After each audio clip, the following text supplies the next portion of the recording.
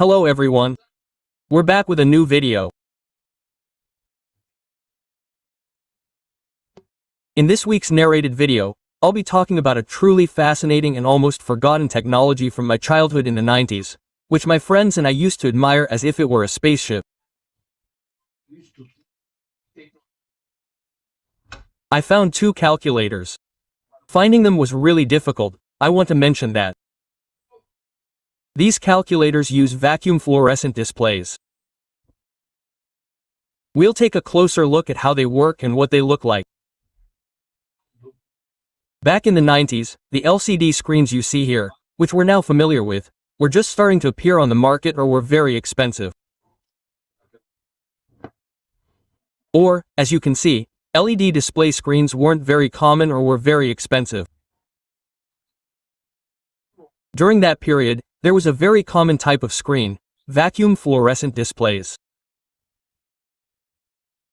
You can see them working in this calculator. I'll open them up and talk about them in a moment. Those who know, but especially the younger generation is unaware of them. I think very few of you know about them.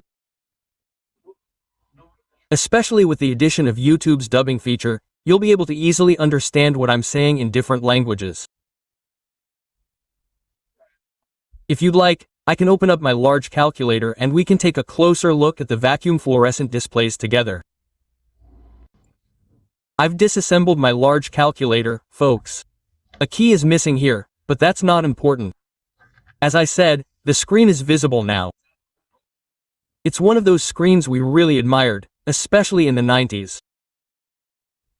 Vacuum fluorescent displays. These were truly admired back then. Let's get it working. Since I don't have a battery, I'll be using an external power supply. As you can see, the screen has started working. You can see our 0 right here. We can also fill it with 8s to make the whole screen work.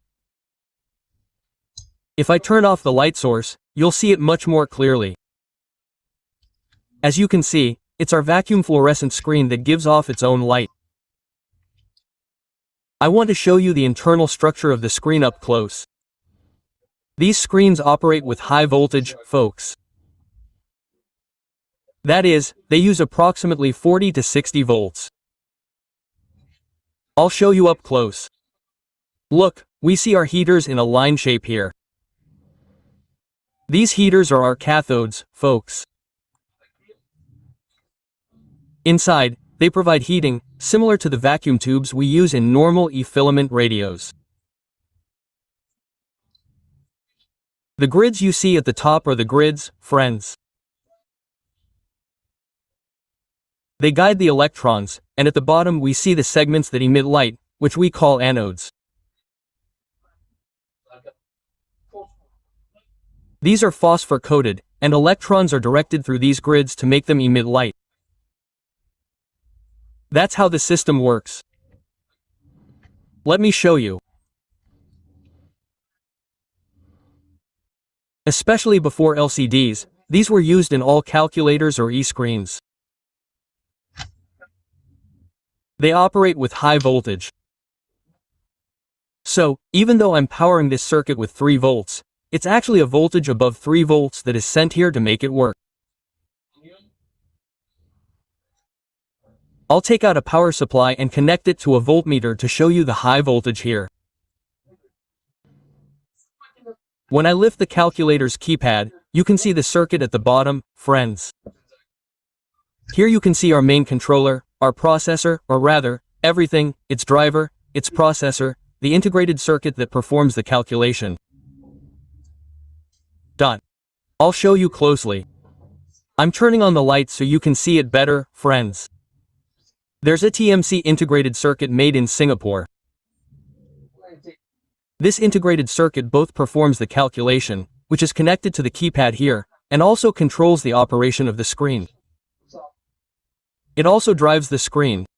It operates with high voltage. It's a high voltage resistant integrated circuit. This round part you see here, I'll show you, is a transformer. The two transistors here enable its operation and drive, and the modulation generated here produces a high voltage from this transformer.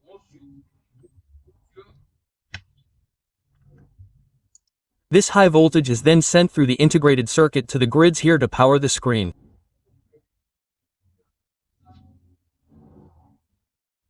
Let's check how high the voltage is. I connected my voltmeter to the appropriate pins and powered the entire screen, and I can say it's running on 20 volts DC. I was expecting a higher voltage, but it's approximately 20 volts.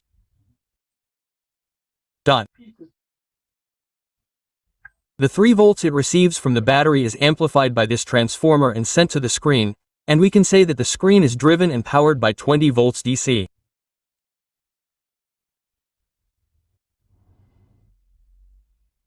It looks a bit lower because it's touching the pins, but the screen is running on 20 volts.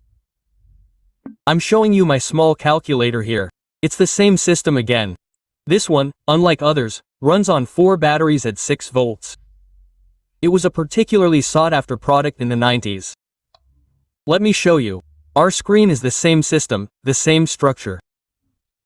You can see our heating filaments. We still have grids, disassembly. And you can see them in the vacuum section here. I'm showing you the inside of the calculator. Look, it's the same system again. High voltage is generated here with 2 transistors. This high voltage enables the calculator's screen to work. To quickly explain the working principle, the filaments here heat up and electrons begin to be emitted. When the grid section is activated, the electrons pass through.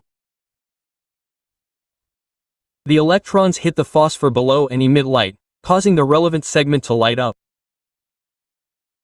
That's exactly how it works. If we were to adapt it to today's time, I would say it's the 90s version of the OLED technology we see in LCD panels.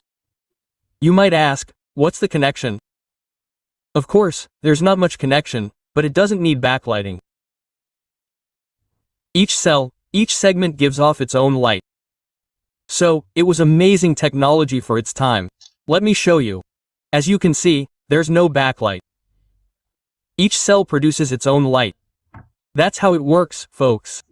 That's how I can explain the system's working principle. I'll talk a little bit about its advantages and disadvantages. The biggest advantage of these screens for their time is their high brightness. Wide viewing angle. Look, when I look at it from different angles, and when I focus my camera, you'll see it better. There's no problem with the viewing angle on the screen. You can easily see the text on the screen even when viewed from different angles. Today, with LCDs, leaving aside high-quality LCDs, we experience this problem in many of them, but not with these screens. They have a more aesthetic appearance in dark environments and are long-lasting. Folks, they can easily work for about 50,000 hours. The disadvantages are that they consume more energy than LCDs. Also, their production is more complex. They are generally produced in a single color. As you can see, both are the same color, and the light color is changed with colored glass here. So, they don't have a very wide color spectrum. Well, we can say that easily. Again, comparing them to today's technology, they aren't very resistant to impacts due to their glass structure. The glass can break, or even a small crack can render the screen unusable if air gets inside the vacuum. They're also not very suitable for high resolutions. I can say that they were truly amazing devices for their time. For those who don't know, in this video we reviewed fluorescent vacuum screens. We will have more review videos like this, with dubbed content. From time to time, I will try to share different technologies and components with you. Until our next video and project, goodbye. If you have any content suggestions for the continuation of this type of content, you can let me know in the comments section. I will also consider these suggestions. At least I would like to read and listen to your requests on this topic.